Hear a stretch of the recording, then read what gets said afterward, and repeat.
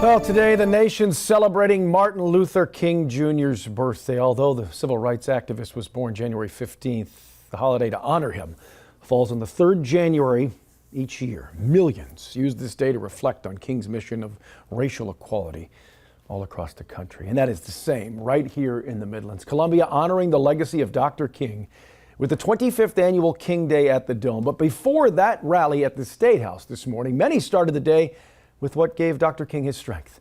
Our friend Clairvaux explains. Dr. Martin Luther King Jr. was known for his nonviolent approach when it came to fighting for racial equality.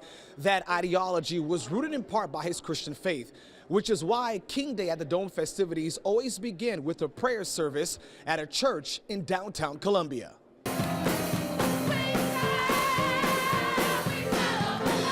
The Allendale Fairfax Middle High School choir singing a gospel version of the iconic civil rights song, "We Shall Overcome." Hundreds packing the historical Zion Baptist Church in downtown Columbia, remembering the life of Dr. King. Columbia's Mayor Daniel Rickenman took part in the service. And what's amazing is you go back and you read and you listen to what Dr. King talked a lot about. He talked about community, coming together. He once said, we must come together as brothers and sisters or we'll perish together. This prayer service is a precursor to the rally at the State House known as King Day at the Dome. Zion Baptist Church became the home for the yearly prayer service because Dr. King was scheduled to visit Zion back in 1968. However, at the last minute, he was sent to Memphis, Tennessee. But Dr. King never made it back to Zion. He was assassinated at the Lorraine Motel. The struggle is not over. We have not yet arrived. No. Like Dr. King, we must not settle. We must keep striving for equality and equal justice for all. Dr. Jamie Graham was the keynote speaker for the service. By using the biblical account of Abraham, he encouraged the congregation to continue to fight. And in the words of Dr. Martin Luther King, too many of us are settling for order and the status quo, rather than creative communal tension and justice. Too many of us are settling for second best rather than the best of our service, the best of our ability, the best of our God-given gift that God has given to us. The prayer service ended with hundreds preparing to march to the State House. This march is significant because back in 1961, students, including now Congressman Jim Clyburn, also marched from Zion Baptist Church to the State House, protesting racial injustice. In Columbia, Friendly Clairvaux, Watch Fox News, Local First. Well, that march, just one of the iconic parts of the biggest MLK celebration in South Carolina that's been going on for a quarter century now. Our Kiana Jordan takes you to King Day at the Dome as hundreds celebrated Dr. King's legacy and continue pushing for change.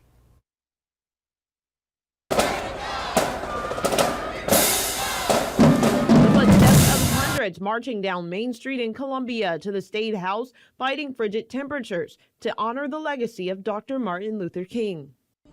Dr. King was and is a hero. Let's heat up. Yeah. Let's get fired up. Yes, sir. Let's get ready to go. Monday was filled with speakers pushing Dr. King's message of unity and perseverance, and music to help celebrate his life and legacy. Democratic National Committee Chair in South Carolina native Jamie Harrison was the keynote speaker on Monday.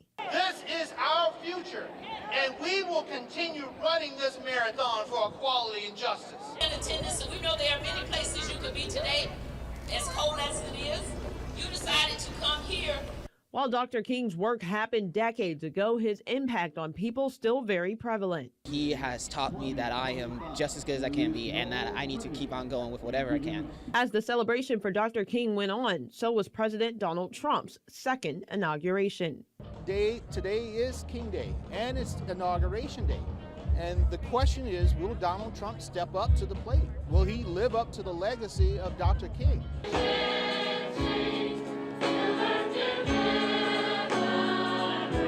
In Columbia, I'm Kiana Jordan, Watch Fox News, Local First.